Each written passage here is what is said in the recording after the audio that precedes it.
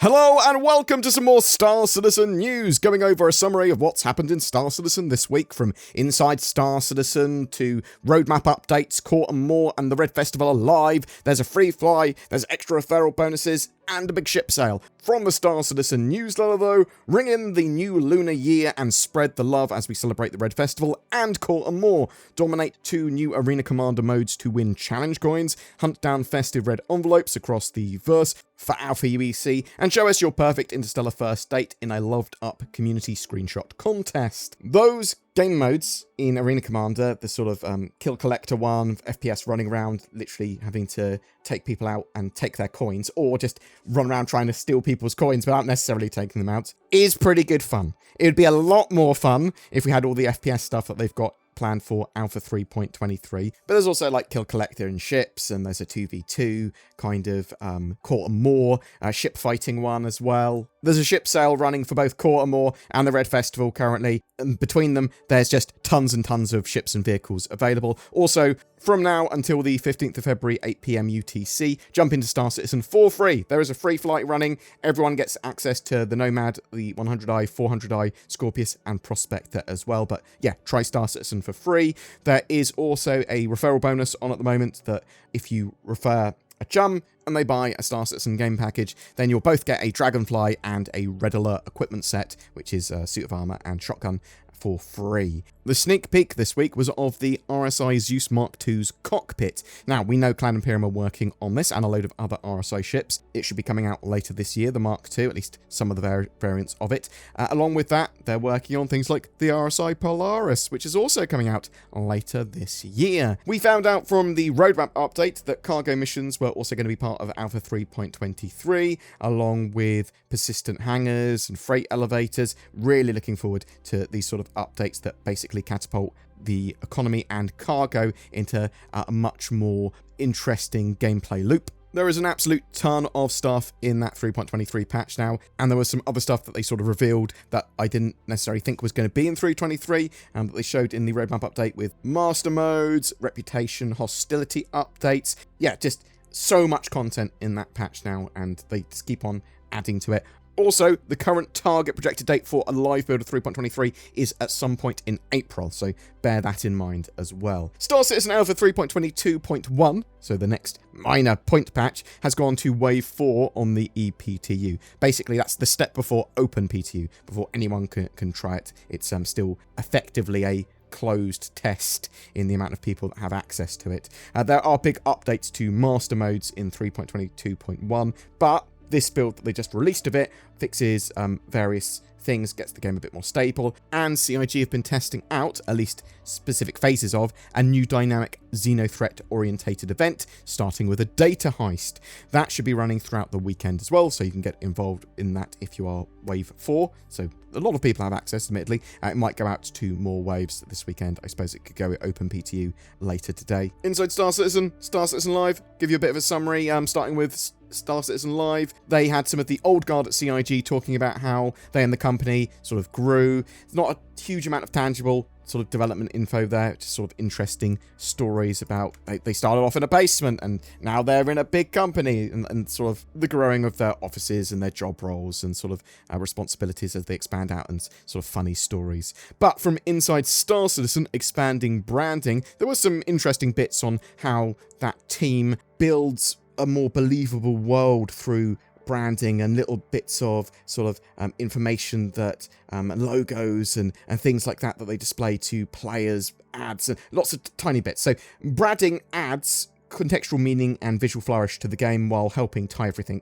together, and sort of helps it feel like a more believable, living, breathing world, while also helping to differentiate areas, factions, and each individual world or architectural building type. The branding team work on bringing a unified vision and consistency and cohesion across all of the brands, companies, and manufacturers in game. And because they've basically got 10 years of this stuff built up, there's a lot of conflicting ways of doing arts and visuals, and different ways they've done them previously. So they have to bring all of that together, and that's what they're doing now. They help augment immersion and narrative. In-game, branding ranges from ship manufacturers, billboard ads, character design, shop setups, touches on a huge amount of elements. It can be graffiti, it can be maps, it can be tons of stuff. They help you understand what a ship or manufacturer is at a glance, but also understand what's going on at a landing zone. It's part of the narrative storytelling of points of interest and allows for a more impactful story.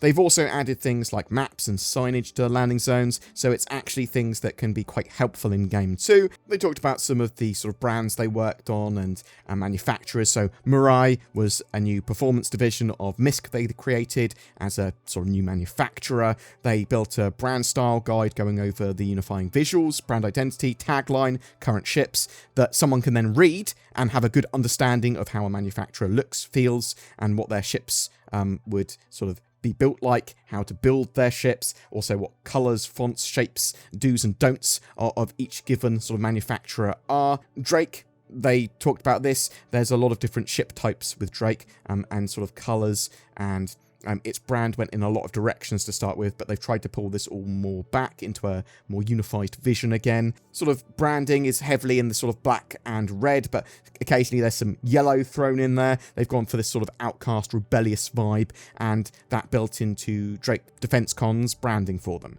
Crusader, they had multiple interpretations of the colours used with their brand, but they've sort of decided on the blue and white one, and they're sort of pushing it all in that direction now. Branding have built various tools as well. There's a brand catalogue for in-house dev use, basically a database of all the assets for the style guides. It currently houses manufacturers, but will continue to grow into sort of everything. It's going to have Whammers and Kelso and all that sort of jazz. They've been working on various elements of Pyro. Graffiti is used a lot around Pyro and points of interest. They've used real-life inspirations for all of these sort of tags, murals, markups, but tied it into the brand identity of each of the factions there and the sort of area that you're in to, again, lead into that narrative storytelling element.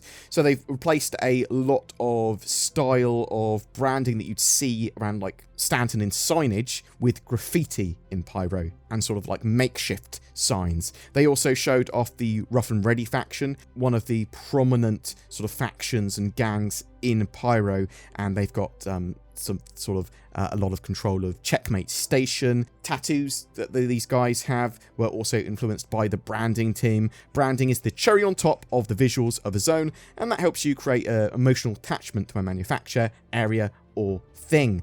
Next week, Inside Star Citizen is going to focus on distribution centers, coming to Alpha 3.23. Really excited for that, but I thought what they talked about in the branding stuff was quite interesting. Boom! That's it for your news updates today. I'm interested to know, have you been playing in those sort of new game modes in Arena Commander and messing around with sort of like Kill Collector? What do you think of that? Is it too janky for you, or is it a load of fun? Have you been playing in 3.22.1? Have you had a chance to mess around with that new sort of dynamic event that's in testing? Or maybe you've been able to test out the new master mode stuff that they've got there. What do you think of that? Do you think it's going in the right direction? Because obviously they plan to release it at some point during 3.23's cycle, not just as a sort of experimental or minor game mode or a test, but actually as part of the live persistent universe build. Are you enjoying More and the Red Festival and those ship sales, or are you waiting for something else? Are you waiting for Fleet Week in May? Whatever your thoughts or questions, I would love to hear from you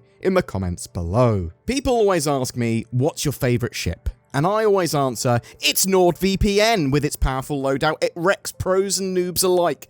I can cruise around the verse with the added security that online threats aren't as much of a big deal. It also deals with intrusive ads like this one and gives you a greater accessibility to content you may want to watch on other platforms. I can watch Japanese Netflix. Is that even a thing? Maybe. You can find out with NordVPN. It is worth mentioning that CIG and Star Citizen don't actually produce a NordVPN ship yet, but NordVPN is available separately from the links below, and clicking those does help me buy spaceships, so it's basically the same thing, right? Go to nordvpn.com/BoredGamer. Get Nord, give ships. I don't know. That's an amazing promo.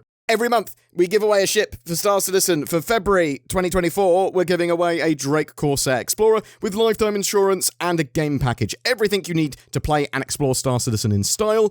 All you need to do to be in for a chance of winning that is comment on any of my videos made during this month. It is as easy as that. More details in the comments below.